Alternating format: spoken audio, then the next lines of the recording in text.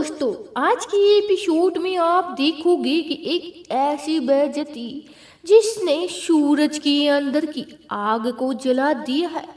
जी हाँ, जहाँ ताई माँ के मान सम्मान को कुचला गया हो और सूरज बन गया इंसाफ की आवाज। आज की एपिसोड शुरू होता है जब सूरज के पिता काव्या और उसकी फैमिली को घर बुलाकर उनकी एनिवर्सरी मनाने का प्लान बनाते हैं। लेकिन कहानी में ट्विस्ट तो तब आता है जब काव्य का पति साफ साफ कह देता है, मैं तभी आऊंगा जब मेरी पूरी फैमिली साथ होगी। यह सुनकर घर में सन्नाटा छा जाता है। लेकिन सूरज कहता है, जब ये बात सूरज को पता चलती है तो सूरज गहरी सांस लेते हुए कहता है, अगर मेरी बहन की खुशी के लिए मुझे सब सहना पड़े तो मैं तैयार हूँ। और फिर वो ईसा और उसकी फैमिली को बुलाने की इजाज़त दे देता है। ताइमा थोड़ी इमोशनल हो जाती है सूरज को, लेकिन सूरज कहता है कि आप ईसा जी को इनविटेशन दे के आइए, मुझे कोई एतराज नहीं है।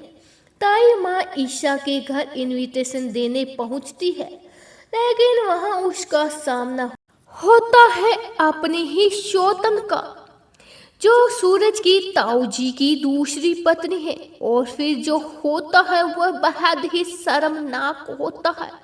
वो औरत ताई माँ का मजाक उड़ाती है और उन्हें दूसरी औरत कहकर अपमानित करती है। इतना ही नहीं, वे गंदे नाले का पानी का पाइप से लेकर उसका सिंदूर मिटाने की कोशिश करती है। ताई माँ पूरी तरह भीगी जाती है और उसकी आंखों में आंसू और दिल में दर्द होता है।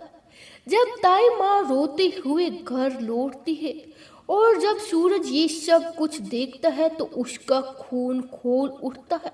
और उसे सबसे ज्यादा चोट तो इस बात की लगती है कि ईसा भी वही थी, लेकिन उसने कुछ नहीं कहा।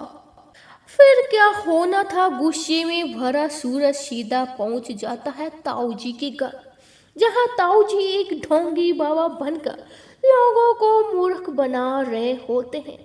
तुम्हारे घर पर काला जादू किया है, पूजा करनी पड़ेगी, ऐसी बातें करने वाले लोगों से पैसे ठग रहा होता है। लेकिन आज उसका खेल खत्म होने वाला था कि सूरज जोर से आवाज लगाता है और बोलता है, बस करो, बहुत हो गया ये नाटक।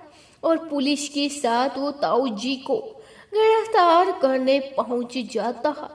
यह देखकर आकाश की माँ घबरा जाती है। वो हाथ जोड़कर कहती है, हमें माफ कर दो, हम सरला देवी से भी माफी मांग लेंगे, लेकिन मेरे पति को मत ले जाओ, हमारी बदनामी हो जाएगी। सूरज का दिल पिघल जाता है और सूरज कुछ पल के लिए सोचता है और फिर इंसानियत के चलते वो ताऊजी को छोड़ देता है।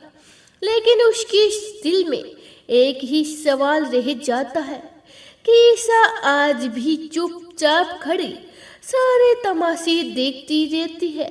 और सूरज मन ही मन सोचता है, ईसा भी बिल्कुल अपने परिवार जैसी हो गई है, उसे कोई फर्क नहीं पड़ता है कि ताई माँ के अपमान से और कोई। लेकिन दूसरी तरफ ईशा भी रो रही होती है। वह सोचती है, मैं मजबूर हूँ सूरज, मैं सब सच बताना चाहती हूँ लेकिन बोल नहीं सकती। अब आप कल के एपिसोड में देखोगे कि काव्या और उसकी फैमिली सूरज के घर पहुंचने की बजाय कहीं होटल में रहने की कोशिश करते हैं, लेकिन सूरज अब भी उन्हें मनाने के लिए वहां पहुंच जाता है। कहता है कि तुम लोग अपने हिसाब से क्यों रह रहे हो, मैं तुम्हारा इंतजाम अपने घर में किया है। लेकिन काव्या का पति कहता है कि तुम लोग अपने हिसाब से रहो, मैं अपना इंतजाम खुद कर लूंगा।